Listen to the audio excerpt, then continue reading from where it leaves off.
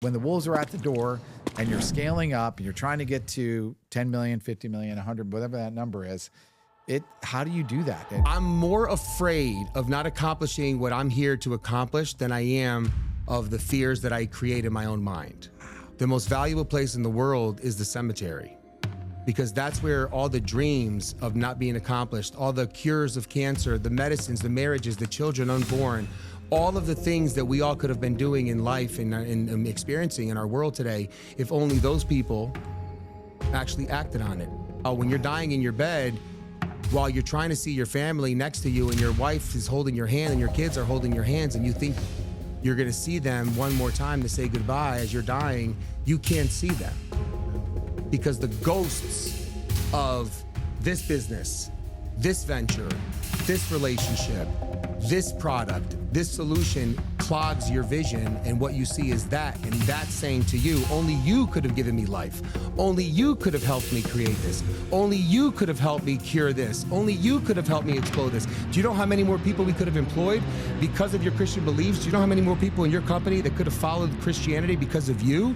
And because of you, you didn't do that. And because of you, you can now have peace on your way out. Wow. And that's what focus, that's my fear more than anything else.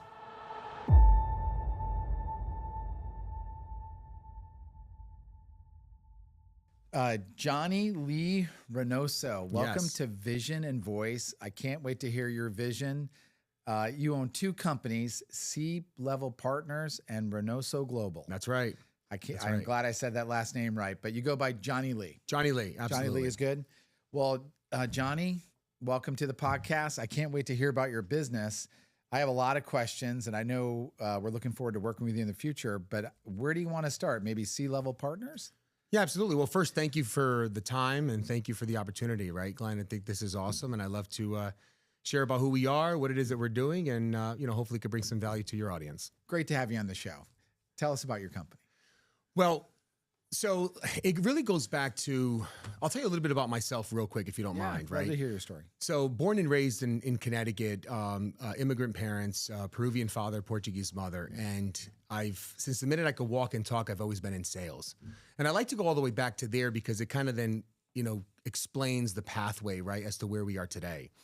But everything has always been about sales. I've always loved to be the ham in the room, the loud one, the one to get all the attention, in a good way, right? So my father knew quickly that sales was going to be my thing. Shortly thereafter, I'm in high school. I've always did different sales jobs, played sports, and I've always had that competitive, itch, right? Sure. Got into the professional world. And when I say professional world, I was working really in the gym, in the healthcare gyms, right? And I was selling memberships, and I knew there was an opportunity there. The commissions looked good. I was young, 19 years old, 18 years old, 19.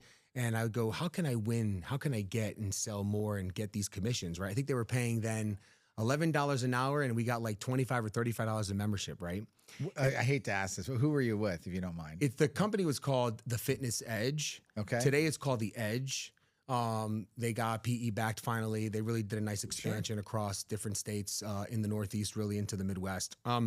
I remember Bailey's. I signed up for the annual contract with Bailey's Health and Fitness. Absolutely.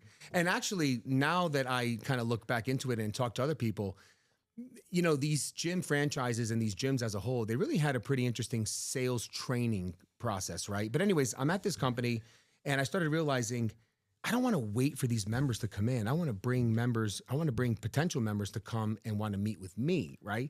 So I started this kind of outreach idea. How do I hand out, free week memberships, but come see Johnny Lee? And next thing you know, I didn't have to wait my turn anymore. In other words, it's, you're up now, the tour's yours because it's your turn. Now people would come in and say, hi, I'm here for a week free membership and I'm here to see Johnny Lee. And next thing you know, one became two became three. Next thing you know, I have a line in there and I'm signing up double of what other people's, were doing at that time. Just out of curiosity, what were the numbers, like the monthly numbers you had to get? Gosh, we're going back now to early 2000, late 1990s into early 2000s. I want to say the goal was to try to get it was to close at least 50 to 60% of your tours.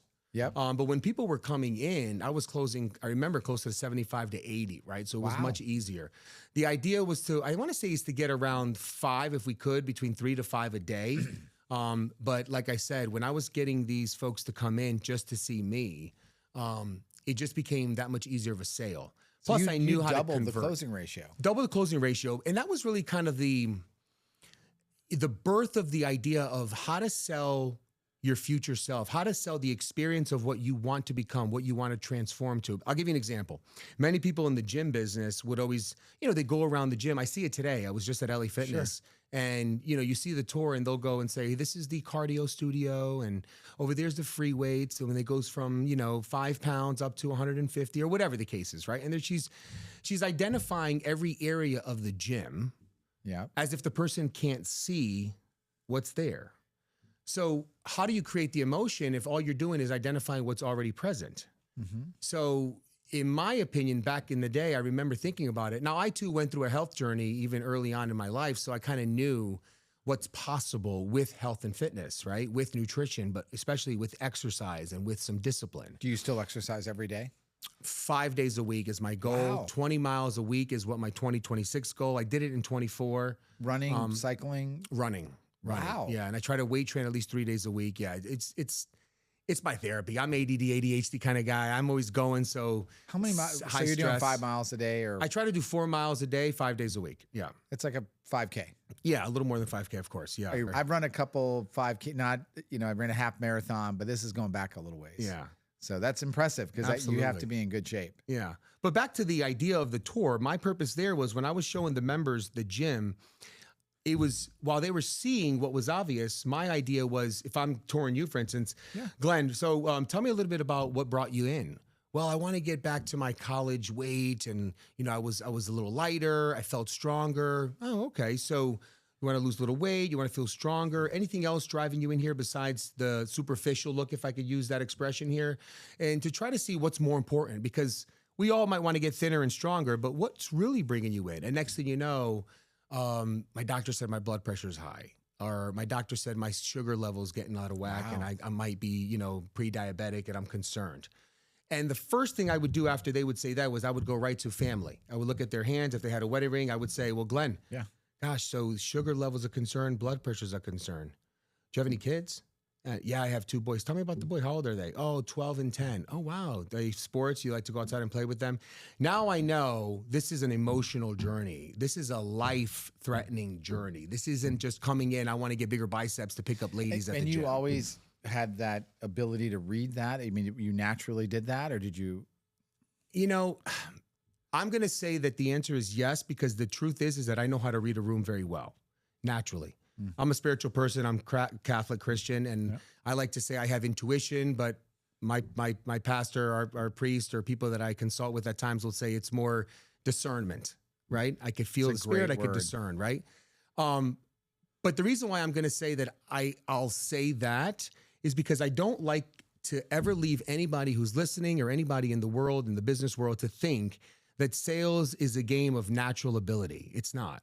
Sales is a game of skill. A skill can be learned.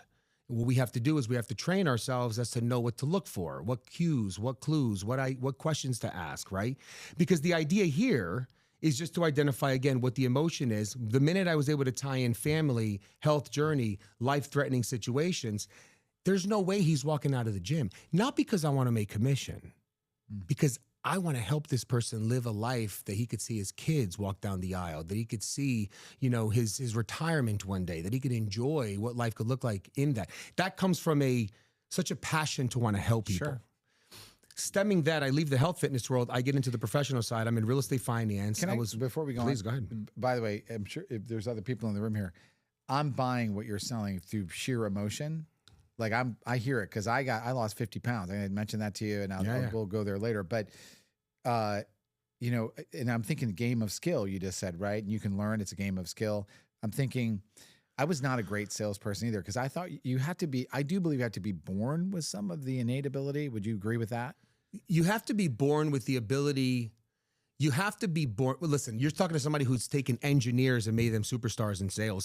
So it's hard for me to say this, but you have to be born with the desire to want to commit yourself to something greater than whatever limitation you set yourself at, right? So if you're able to have that ability, then you can overcome anything. But it's knowing that it's possible, right? Because even engineers, I would sit down and I would say with them, well, tell me the kind of person you are. I'm an engineer. And I would say, really? But at what point did you decide you're an engineer? Well, I went to school for engineering. Yeah. Well, I went to school for nothing. So what am I? Nothing? It's their identity. And all of a sudden it's like, well, no, it's just because I'm an engineer. Well, tell me about that birth certificate. If you were to give me a copy of the birth certificate, what does it say? Engineer? What does it say on there? Boy, what year, right? Weight, right? Sure. So tell me a little bit about yourself. Don't identify who you are. Don't give me a label. Tell me a little bit about yourself. And as we're going through that, all of a sudden they start to open up. And then we start to talk about passions and desires. And at the end of the day, Glenn, I guess going back to the selling journey. I didn't mean to take you off track. No, you're this good. Is good. Yeah. It's if you speak with the level of certainty, you're going to hear me say this a lot. Yeah. Sales is the art. It's the ability to transfer the emotion of certainty that drives the person in the direction that you desire, that moves them. To me, one day, and there's a lot of different things that I put out there in the content world, but I talk a lot about how I want to change the definition of sales to be the ability to, a human, to have the ability to move another human in the direction that he desires. Maybe one day when it's all robotic, it'll be a robot that moves another robot. You said the word certainty, I think, and then you dropped some other kinetic, auditory, visual, different stuff. And I thought, of course, you've been trained by Tony Robbins.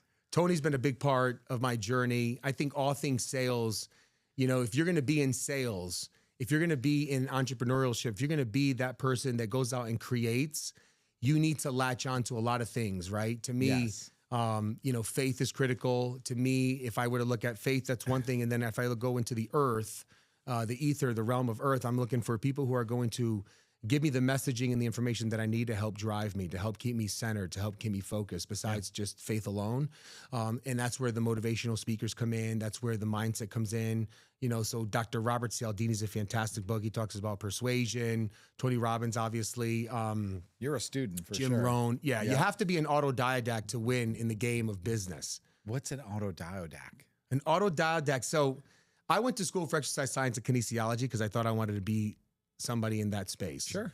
When I was a sophomore, I had a teacher at the university who mentioned something along the lines of, this is going back now, I'm 44 now, but it's going back now 24 years. No, I'm sorry, 25 years. She said, if somebody asked the question, I remember she said, gosh, if somebody's making over 75,000 and you guys are in my class, there's no reason why you should be here. I was like, what is she talking about? Like, I'm selling gym memberships. I also have side businesses that I was doing, selling jewelry, selling a few other things. I had a t-shirt company that I was selling some things with. So I remember going up to her and I was like, are you serious about what you're saying? And she's like, yeah, absolutely. But what do you mean? Aren't you, do you live here on campus? I said, no, I work. I live nearby. I drive here all the time. But she goes, what are you doing in my class? You're great. She even pulled it up. She goes, you're like a C student. Like, are you really trying to do this for school? I said, I don't know. I'm a sales guy. I know where I'm going. I know my journey. My journey is going to be in business, to create, to be a visionary, to lead. This is what I love doing. I said, And you were young when you're at the time. I said to her, I'm going to open up multiple gyms and have the best gym and fitness experience for every human being on earth. That was my goal at the time. And she goes, I don't know what we could teach you here. And she basically said, she's being honest. She goes, if you don't have the dorm room and college experience here, then, and you're home only coming here to learn, to really not apply in the future, then you got to think twice about it. So I was like, I think I'm kind of done with this. Anyways, met my wife a few months later, and anyways, we got engaged quickly and we got married because I knew what I wanted to do. I knew what I wanted to do. So you found your one, yeah, and then went into business. Absolutely. I know. So I leave the fitness world then, and I get into the real estate space. I was doing real estate finance, publicly traded company, became the number one sales guy on that team. We were publicly traded, 4,000 employees. We were growing. And that company is what allowed me to relocate to South Florida because I knew I wanted to live in the South Florida region and came down here in sunny South Florida. So anyway, so then when I get down here, the crash. Where do I do? 08, 09 crash. 08, 09, yeah. So we moved down to South Florida in 2007. And I decided quickly after it was in the real estate finance, the boom happened, the crash happened, right? So the financial crash happened. The company said to me, look, we're going to keep you at home for a couple months and you're going to have to figure it out until we figure it out, and you're right? in finance. And I'm not, at the time I was promoted to regional sales manager. Again, turning around a division down here, sales was my thing. We were really growing the company. We were huge already. We were publicly traded. But again, the crash happened. I didn't know what I was going to do. I had really no contacts. Everything was up north. Yeah. I was speaking to some folks around. I was trying to figure out what's next for me, right? So before that crash happened, though, you were going to be in that industry forever. I was crushing it. I was making more money than I thought at the time it was possible. It was a beautiful time. You could think about like The Big Short, you know, all those kinds of movies, right? Margin Call. Yep. It was, you know, it was really exciting during those days. Now, when that happened, I decided, okay, I'm going to look at some other industries. My neighbor mentioned a get-together. Next thing you know, I come across a guy in the consulting industry, and he says, you should join a management consulting firm. You have a great ability to articulate. You should get into the industry. So wait, if I remember, though, it was one of your neighbors, and he said he was watching you. Yes. And he said, you're a guy I need to talk to. Yes. He comes over to me and says, you're a guy I need to talk to. We sit down, we start talking. And next thing you know, he says, you should come work for my firm. We're hiring, we're looking for people in sales, and you have a great, you know, presence, he said, right? And I go, well, I'm an outside sales guy. And he quickly says, no, we're looking for inside salespeople. And I'm not an inside sales guy. At the time, I thought, myself, what is he talking about? Yeah. So anyway, so I go around, I find a firm. I didn't want to work with his firm because I didn't want to work close to home and anybody that I knew in that realm. I wanted to find an industry that, another firm that was like that. So I found competitors. I started cold calling competitors. And to try to get in the door to see if I could provide a resume, have a conversation, because I found it interesting. Management consulting, work with many different organizations, work with high-level executives, and you tell them how ugly their baby is, for lack of better words, and how you can improve their business, right? In all areas. Mind you, I have no real business experience as an operator. I was always an employee of different organizations. So, so he ended up, I ended up getting an opportunity at a firm. And it was history from there. I was in inside sales. I started making cold calls, and I realized this isn't for me. And it was a consulting firm. You help businesses, you consult with business, help them grow and scale up. Basically. Absolutely. Their number one goal was get in front of the C-suite and share with them our story and see if we could then do operational improvement work, process improvement work, systematize their whole operations. Kind of what you would do for us, basically, though, right? Correct. But this was more operationally focused rather than just sales. And you said we don't sell products, we sell improvements. Is that that? Okay. Exactly. I'm just looking at the notes from the other day. Okay. But I'm going to give you an interesting, what propelled me from being frustrated, because remember, I was always an outside guy, shaking hands, the ham, as I mentioned early on, face to face, to now I'm being told I got to sit behind the scenes and make cold calls. That wasn't for me. But I wanted to give it a go because I wanted to get into that space. I thought it was my calling to be in that industry. So I give it a shot, and I failed. It was like 30 days, it wasn't good. 45, 60 days, it wasn't working. You're on the phone. I'm on the phone, and I'm working from home at the time. And this is back 2008. Yeah, that's when it was pretty unusual. Yes, very much unusual. Yes, okay. But they gave me a shot. So I had a business coach that I used to employ before when I was in finance because I was doing very well. And he reached out to me. We started having a conversation. He laughed, and he says, because I role played with him. Is that Kevin Green? Yes. Okay, got it. I role played with him, and I said, he goes to me, why do you sound so afraid? Why do you sound so scared on the phone? Where's the Johnny Lee with enthusiasm and vigor and excitement and grit when you're on the phone? I go, well, it's because I'm kind of behind the scenes. I don't know. He goes, no, you got to bring that out. You got to speak with authority. I said, okay. So I wrote it down on a little sticky note. Speak authoritatively. Speak with authority. Yeah. Later on that day, I go to the kitchen. I make a cup of coffee. My wife's telling me something about our daughter. And I'm listening and not listening. I have, some ADD when it's in full gear. You're not listening half the time, right? Yeah, I get, yes. So she comes over to me and she says, "Can you just listen? Just listen sometime. If you're not going to listen, please just tell me that you're not going to listen or something, because I don't want to ramble and then you don't understand what I'm saying." I said, "I'm sorry. I'm thinking about something else. I got to get back into my home office. You know, I'm busy right now. I need to figure this out." And I always like to say things. You got to act like I'm at the office somewhere else, right? When I'm busy. But of course, it's hard. You're home. She's home. You know. And she goes, "Just listen with empathy so you want to understand what I'm trying to say." So I went back to my home office, right? And I'm sitting at my desk and I'm thinking to myself, and I look at the piece of paper and it says, "Speak with authority." And I go, "Listen with empathy." Yeah. And that became the framework that allowed me to take their company from 10 million to 120 million in revenue. Is that your, I'm looking at my. Speak authoritatively. Speak authoritatively. S.A.L.E. S.A., yeah. Listen empathetically. L.E. S.A.L.E. Listen empathetically. If you speak with authority, you're quickly going to be viewed as somebody who's an expert in their space, and you're going to create a level of certainty and emotional certainty within them. which if you think about Tony Robbins again, Yeah. what does he say is you want to speak the language of the nervous system, NLP, neuro-linguistic programming. When Yep. you speak the language of the nervous system, you create some level of pattern recognition or patterns within that allows you to believe in what the person is saying. Yes. So it's not speak as a dictator. Do not speak Yes. rude. Do not be. I'm taking notes because You're good. this is good stuff. So keep going. You want to So, yeah. speak with the level of authority, right? And how do you speak with authority if you really don't have any authority in the space? You can't. Tonality. Oh, it's your tone too. Tonality creates that. So I was able to think about if I'm in front of somebody, right? My coach said, speak with authority. If I'm in front of them, I'm going to speak with hey, Glenn, how are you? Glenn, it's been a while. Glenn, you don't remember me? I tried reaching out to you a few times. Yes. And it's that level of conviction, right? And then I go, now listen empathetically to me is if I listen to understand, I'm going to know how to transfer this person to the path or lead them down the path that I want. So that became the framework. And that framework allowed me to train individuals and grow that company. Like I said, from 10 million to over 120 million. I've never heard someone, because you've done a lot of training. You're self-taught. You're constantly educating yourself just from our brief conversations. And I hear Tony Robbins, but I hear also Jim Rohn. I think there's a little Think and Grow Rich in there. And I see Tony Robbins, of course. I mean, I can feel it. Zig Ziglar. I love it, by the way, because we've listened to a lot of the same things or read some of the same books. Even back in the day, all the trainings that are out there, a lot of them, they train you to overcome what? Objections, right? Yes. And they always spend a lot of times, the key to success is if you know how to overcome objections. And they constantly train you on how to overcome objections, right? So if you sit there and you think about it, that means they always want you to be on high alert to know how to listen to what they're saying so you can what? Reply. Yes. And when you're listening to reply, you're not listening. No. But it has allowed me to bring, and that's industry agnostic.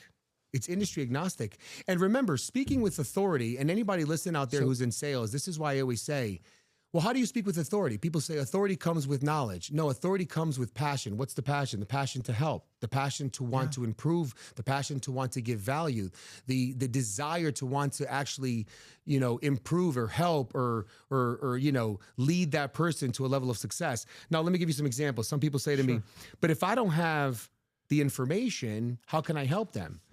Remember, let me plug into Tony a little bit for a second. What does Tony always say? What do a lot of the greatest people always say? The key to success is not to have the resources, but to be resourceful. Yes. So if I'm talking to somebody, let's say that I sell sales training, sales coaching, sales transformation, right? For individuals and organizations. I do a lot of one-on-ones with that under Reinoso Global, right? Yes. So if I'm working with an organization or with an individual, and that person's, I'm helping them, we're doing a great training, we're improving their team, they're seeing improvement, but all of a sudden they go and say, we're in the middle of looking for a new ERP system, or we're in the middle of looking for a new CRM system, or whatever the case is. Yeah. Do you do any ERP implementation, or do you do any Salesforce or sales, CRM integration or system? We're putting a new CRM right now. I think I mentioned. So for me is, do I know? Yes. Do I have some of the skills and people on my team that can do it and help? Yes. But you know what?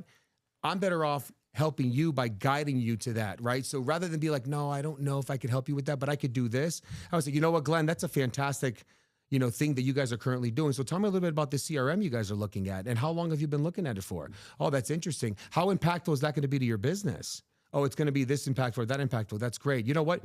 I don't have the answer for you right now, because what you're kind of explaining to me here seems to be probably a bit more of scale and complexity than what, I'm kind of used to seeing. But I have some great people that I know that I can speak to, and I'll come back to you, whether myself or I'll bring somebody with me to make sure that, you have all the information you're looking for.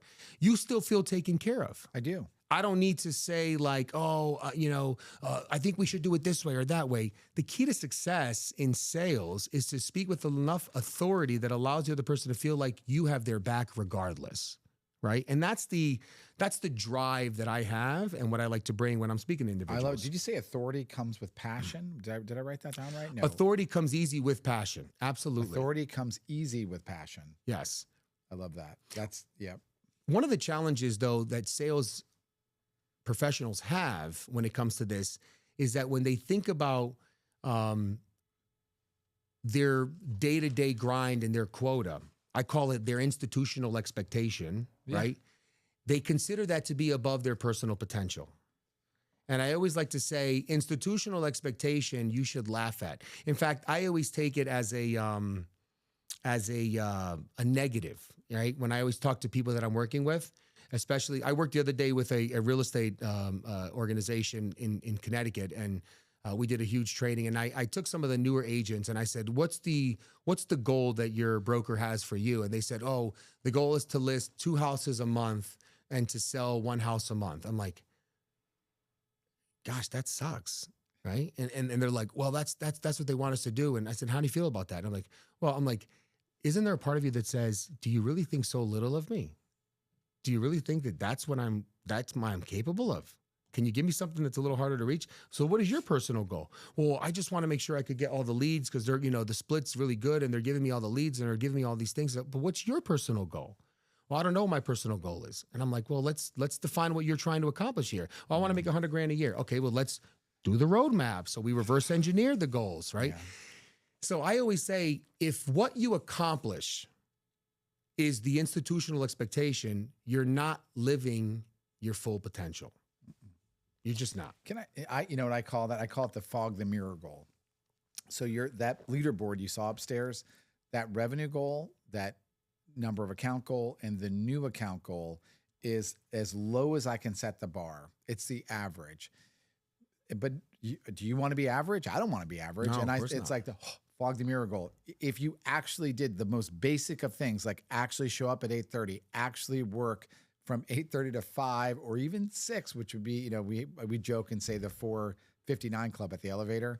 Mm-hmm. It's kind of a running joke. And I mean, when I was younger, and I don't mean to go here, I won't mention names, I would never have lined up at that door, especially when my boss is watching. Yeah. Right? So I'm in the sales director seat. And they're doing a great job. They've made huge progress. I'm very proud of the team. I've been in that seat since January 2nd, officially, and took all the doors and windows off. But what I need help with, what I need your help with, is how do I get this institutional expectation? Because I don't want to talk demeaning, but it is the bare minimum that, like you said, do you think that it's not that I don't think that little, it's just that we have to have some standard. Yeah. So we want to raise our standards, right? That's a Tony Robbins thing, I think. But I totally get what you're saying. You say it so much better than the fog the mirror goal. Yeah. Doesn't sound great. But institutional expectations are kind of low. Yeah. I mean, in any institution, right?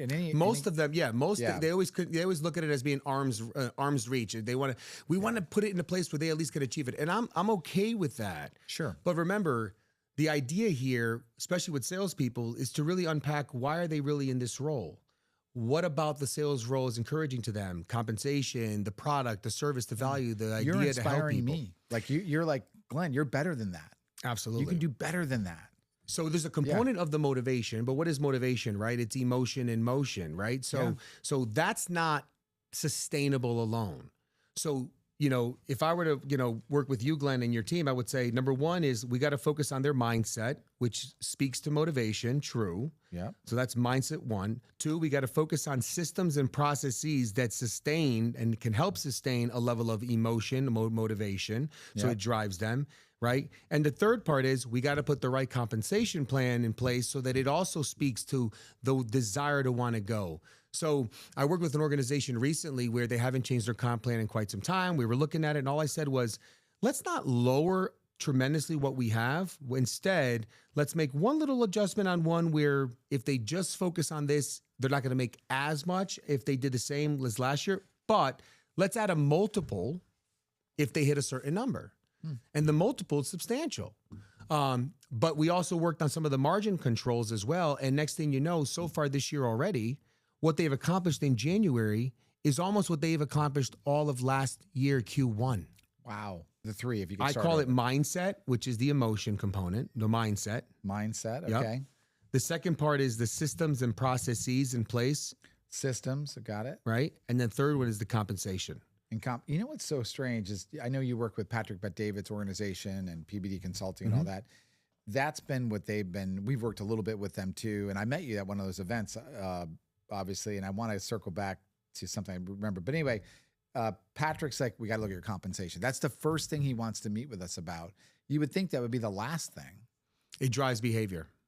Yeah. It drives me reward and recognition. It's not for everyone, right? Sure. It all depends on, I would say, kind of the demographics of your sales team as well, Sure. and kind of where they are, right, in their life and their stage and whatnot. Sure. But all three, and the reason why I focus a lot on the first being mindset is because at the end of the day, especially if you have a team that has been with you for at least 2 years or more, which I know you have quite a few that have been with you for a while now, then they truly believe in the fabric, in the DNA of the organization. I think so. In the product that you guys are bringing to market, in the value you guys actually provide the marketplace.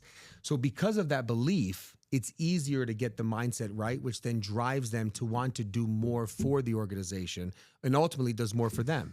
You probably believe this. Sales is a transfer of enthusiasm. I don't know who said that. Probably was either Zig Ziglar or Brian Tracy, one of those guys. But that's what you're saying. Mindset equals emotion. And emotion is your tonality and how you deliver what you're saying, that you believe in what you're saying, right? Your certainty. Yes. Mindset here more so than anything. Yes, there is a training around the tonality within that. There's a training around, but mindset here is the ability to understand that they have to break through some of their limiting beliefs, right? So what's holding them back? What's really holding them back? Right? Like honestly, if you think back, if you look at some of the greatest salespeople you have in your team, right? And you ask them, do you truly love and appreciate the organization? Of course they do. I'm sure they do. Deep down in their hearts, they love. Why do they want to go find a new place to call home? They don't. So you like this idea of us being successful, right? Of course. Okay. Well, if that's the case, you know that if a company is not growing, they're dying. Yeah. Because there is no such thing as just flat line, because what's a flat line in the hospital? Dead. So if we're not growing, we're dying. Right? In an ever so changing environment and economy, it is absolutely, in an attention economy, it is absolutely critical that we get more attention. And we need to bring more customers and clients into the ecosystem of what it is that we do so that we could sustain the growth, the vision, and what it is that we're trying to accomplish here at our organization. We can't stay the same. Correct. So if you believe in the fabric of the company, if you believe in what we're doing and you truly want to be a part of this journey, and you really don't want to have to go find a new place called home at this age or in this place in your career, that you have to not disagree, argue, or contest. You have to grab on and don't sit in the caboose. Join me in the front of that plane and that train, and let's go freaking take over the world together, right? And they have to be able to say, I'm with you. I'm thinking right now, I'm looking in the mirror going, I've got to be better. I've got to speak better. I've got to sell the vision better. Absolutely. Because you're selling me right now. I'm sold. People follow leaders more than anything else. So mindset, I said, is great. Systems, I said, is great. Yeah. Compensation, absolutely. All three, you're going to drive the behavior of the organization. You're going to scale it and grow it exponentially. Yes. But if the leadership is not aligned, if the leadership is not a leader that could build leaders, no matter what happens here, the foundation will crack, there will be leaks, the gaps are too hard to bridge, and eventually the house comes tumbling down. Yeah. And here's why. Because what happens in sales? Would you say that sales is more positive than negative? Well, you get a lot of no's. It's a lot of no's. It's more negative than positive. I agree with that. Now, because sales is a little bit more negative than positive, in most cases, more negative than positive, right? Yeah.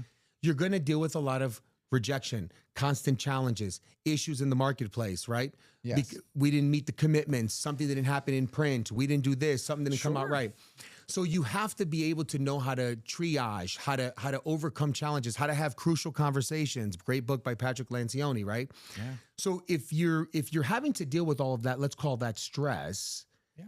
And then you have a leader that is not a visionary, not leading, not guiding, not speaking, not transparent, not motivating, not driving. All those systems that you have in place, eventually you as that individual contributor, you go and say, what the heck am I doing here? This is frustrating. And it just starts tumbling down. They don't follow process. Their systems will start to see issues. Yeah. They start questioning the comp plan because they're not seeing the greatness that is supposed to be meant for.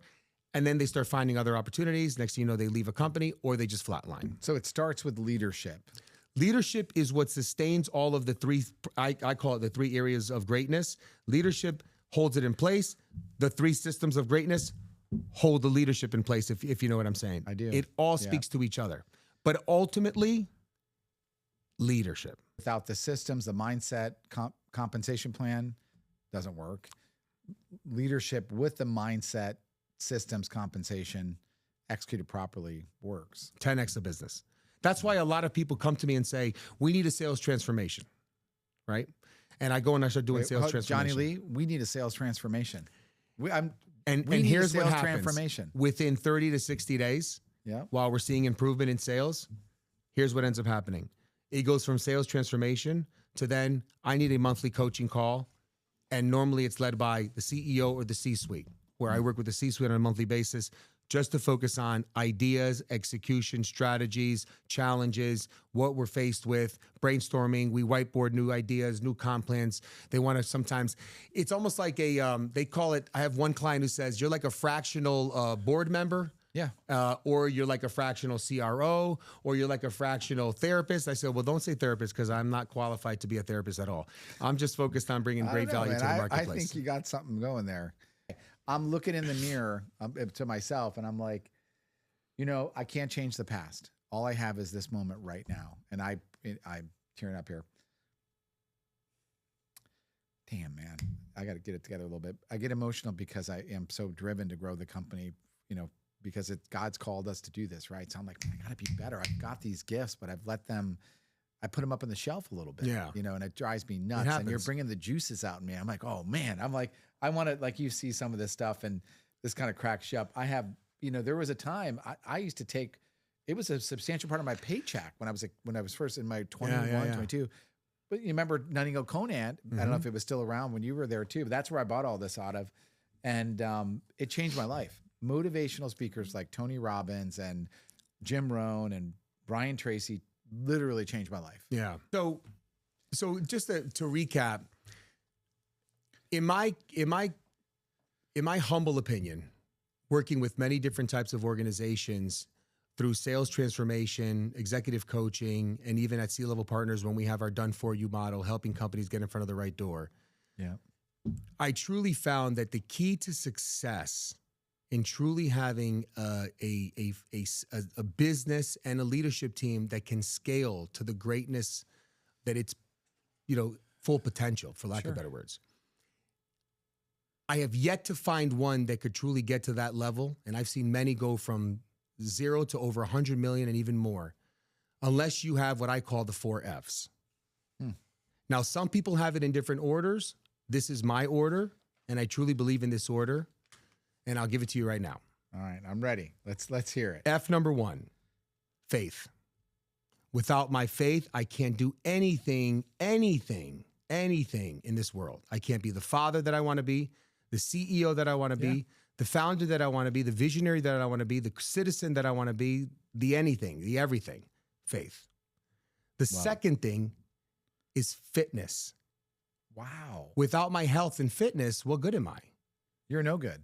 Right? My father's 74 right now, and he's tried to be as healthy as he could be. And unfortunately, he's going through cancer right now. Sorry. And I see what it's doing to him, right? And I've seen many people, even at 44, my age, at 46, 47, heart attack, drop, stroke. It's crazy. So what good is all the faith without fitness? What good is all the finances without your health? What good is all the family members or family without the health? So faith, then fitness.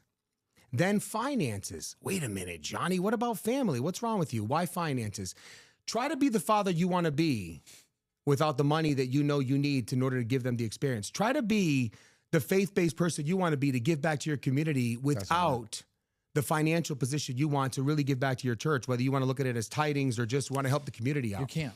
And because of that, and you are just like this, and I know I am the same exact way, I firmly believe in the gifts that I have and they come from God. And I know what I could do, that if I don't act on them, I'm not forget about the world. I'm letting my creator down.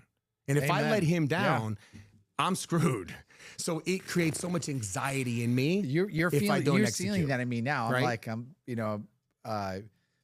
I'm hearing you. I feel that way too. I'm not going to my grave with my gift still in me that God gave me. He knew us before we were in our mother's womb, and we're not becoming anything new. We were born to do this. We just have to pull it out. Absolutely. Anyway, I love it. Faith, fitness, finances, and family. Those are my 4 Fs. And I start my day that way. I start off my day praying. I hit the gym and I exercise. I make sure I look at the books when I'm in the office every day. I look at the bank account. I look at our invoices. I look at our processes. I make sure that everything's going good. And of course, then as soon as I'm done with my day, I'm always taking care of my family, and I'm with them as many times as I could in the evening to make it happen. Unpack faith for me again. So, obviously, so upstairs, just before you answer that question, I have, in the dark of the night, I'm thinking, oh, our sales aren't where they need to be, or we need to expand. I got this merger. Oh my God, how am I going to train? They're relying on me to merge 25 to 30 salespeople and work and design the commission structure. I'm like, it's starting to get to my head, frankly. Mm-hmm. And so I'm like, wait a minute, that's fear. Yeah. I'm getting fear, faith over fear, right? Mm-hmm. And so I put it up in my office. But I mean, unpack for you, it's hard to have faith when the wolves are at the door and you're scaling up and you're trying to get to 10 million, 50 million, 100, whatever that number is. How do you do that? And if you can unpack the faith. So look, we're human. Yeah. Right. So we're not divine. So we're always going to feel fear to some degree. Yeah. A cheesy acronym, but I love it. The Mr. 305 Pitbull says all the time, fear stands for face everything and rise, right? Face everything and rise. That's FEAR. I like to be reminded of that. I like to be reminded more so of I'm more afraid of not accomplishing what I'm here to accomplish than I am of the fears that I create in my own mind. Wow. So Les Brown likes to say, and he said it many times when he spoke in the Georgia Dome, he says, the richest place, the most valuable place in the world is the cemetery, because that's where all the dreams of not being accomplished, all the cures of cancer, the medicines, the marriages, the children unborn, all of the things that we all could have been doing in life and experiencing in our world today, if only those people actually acted on it. And he talks about how when you're dying in your bed, while you're trying to see your family next to you and your wife is holding your hand and your kids are holding your hands and you think you're going to see them one more time to say goodbye as you're dying, you can't see them. No. Because the ghosts of this business, this venture, this relationship, this product, this solution clogs your vision, and what you see is that, and that's saying to you, only you could have given me life. Only you could have helped me create this. Only you could have helped me cure this. Only you could have helped me explode this. Do you know how many more people we could have employed because of your Christian beliefs? Do you know how many more people in your company that could have followed Christianity because of you? And because of you, you didn't do that. And because of you, you can now have peace on your way out. Wow. And that's what focus. That's my fear more than anything else. What a great motivation. Let's go. You're doing it for the kingdom, man. I love it. I love it. Well, Johnny Lee, you got to come back. You got to come back. You've got vision. I have had we're a young show. You have the most vision, the most faith I've ever seen in anyone, honestly, whether on this show or in life.